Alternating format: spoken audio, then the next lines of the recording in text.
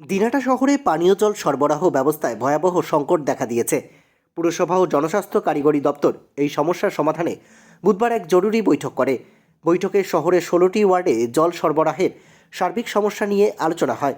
Vice chairman Sabir Saha Chowdhury জানান, অমৃত 2.0 প্রকল্পের কাজ ধীরগতির কারণে এবং বহু পুরনো পাইপ ফেটে যাওয়া ও মেশিন নষ্ট হয়ে যাওয়ায় সমস্যা তৈরি হয়েছে।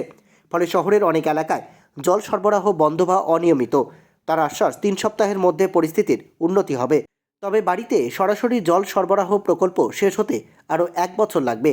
প্রায় 1 বছর ধরে চলা এই প্রকল্পের সময় পুরনো পাইপলাইন ক্ষতিগ্রস্ত হওয়ায় জল সরবরাহ বিপর্যস্ত হয়ে পড়েছে।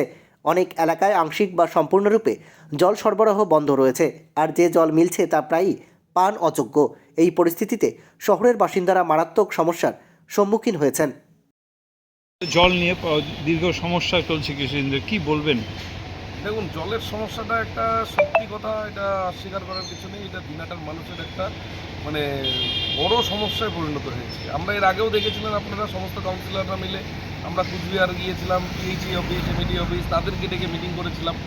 কিন্তু যত দিন যাচ্ছে জিনিসগুলো আরও জটিল হতে শুরু করছে। সেই জটিলের পিছনে কিছু টেকনিক্যাল প্রবলেমও আছে, কিছু হয়তো মানে যারা এজেন্সি কাজ করছে সেরকমও মানে তাদের তৎপরতার প্রবলেম আছে।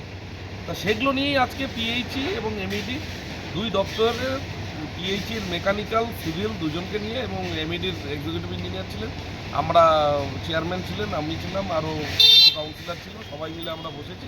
বসে যা কথা হলো তাতে যে প্রজেক্ট আছে সেই প্রজেক্ট ফুলফিল কমপ্লিট হতে অনেকটা সময় লাগবে, প্রায় বছরখানেক লাগবে। কিন্তু সাধারণ মানুষ যে জলের জন্য নাজেহাল হয়ে যাচ্ছে সেটাকে প্রাথমিকভাবে ঠিক করার জন্য আমরা একদম ডেডলাইন আমরা অফিসিয়ালি ওদেরকে বলে দিয়েছি যে উইদিন 2 উইকসের মধ্যে কমপ্লিট করতে হবে। কিন্তু আপনাদের মাধ্যমে আমরা মানুষকে জানাচ্ছি আমরা সেটা 3 উইক সময় নিচ্ছি, মানে আলটিমেট 20 থেকে 21 দিন সময় নিচ্ছি, যাতে যেসব এরিয়াগুলোতে জল যেত এখন কিছুদিন ধরে সেই সব এরিয়াতেও জল যাচ্ছে না, সেই জিনিসগুলো আমরা যাতে 20 থেকে 25 দিনের মধ্যে আমরা নতুন লাইনগুলোকে, যে নতুন যে 4টে মেশিন বসেছে সেগুলোকে ঠিক করে নেব।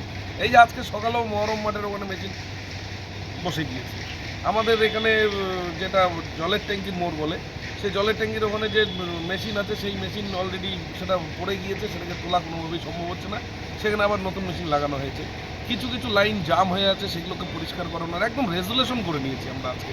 যেমন রেজুলেশন করে সেই কী সিদ্ধান্ত হবে সেগুলো করে নিয়েছি। এবং আমাদের আইপি যেটা আছে, মানে যেটা হচ্ছে আমাদের আয়রন ক্লিয়ারেন্স করে, সেই মেশিনটাও খুব খারাপ অবস্থা। সেই মেশিনটার অবস্থা খুব খারাপ হওয়ার দরুন আমরা ওই সেই আইপিটাকে যাতে ক্লিয়ার করা যায় সেটারও আমরা খুব শিগগিরই সেটার আমরা চেষ্টা করছি, যাতে পরিশুদ্ধ জল এবং যে কটা জায়গায় জল যেত অন্ততপক্ষে সেগুলো জায়গাতে যাতে ইমিডিয়েট জল যায় সেটার ব্যবস্থা পিএইচই তাকে চাপ দেওয়া হয়েছে। তারা কাল থেকেই কাজ শুরু করবে। আর এমইডির যারা এখন বর্তমান কাজ করছে সেই সব এজেন্সিদেরকেও চাপ দেওয়া হয়েছে যত দ্রুত সম্ভব কাজ সম্পূর্ণ করার জন্য। এবং আমাদের মাননীয় মন্ত্রী উদয়ন গুহ মহাশয়কেও আমরা এই ব্যাপারটা আলোচনা করেছিলাম। মন্ত্রী মহাশয়ের সাথে সাথে পিএইচই দপ্তরের মন্ত্রীকে ফোন করেছিলেন এবং তিনিও আশ্বাস দিয়েছেন যত তাড়াতাড়ি সম্ভব, কারণ এটা দুই মন্ত্রীর যোগাযোগের প্রত্যক্ষ যোগাযোগ না হলে এই কাজ দ্রুত সম্ভব করা সম্পূর্ণ নয়। তাই আমরা মন্ত্রী মহাশয়ের শরণাপন্ন হয়েছি এবং মন্ত্রী মহাশয়ের সাথে সাথে সেই ডিপার্টমেন্টের মন্ত্রী মহোদয়কে ফোন করে দ্রুত ব্যবস্থা নেওয়ার জন্য বলেছি। এদের তো সময়সীমা ছিল মার্চ মাস। এবার সেই জন্যই তো বলছি যে এটা টোটালটা দেখুন, সাধারণ মানুষ বুঝছে যে পৌরসভা জল দিচ্ছে না, আলটিমেট কিন্তু পৌরসভা এখানে কোনো ভূমিকায় নেই। টোটাল আগে দিত পিএইচই, এখন দিচ্ছে এমইডি, পিএইচির থেকে এমইডিতে ট্রান্সফার হয়েছে। এই সমস্যাটার জন্য আমরা পড়ে গিয়েছি বিপদে। যাই হোক, আজকে দুই দপ্তরেরই ছিল, তাদের সেরকম কিছু টেকনিক্যাল প্রবলেমের জন্য এরকম হচ্ছে। যাই হোক, সেগুলো আশা করি ইমিডিয়েট ঠিক হয়ে যাবে। কি নাম? আমার নাম সাবির শাহ চৌধুরী, আমি দিনহাটা পৌরসভা।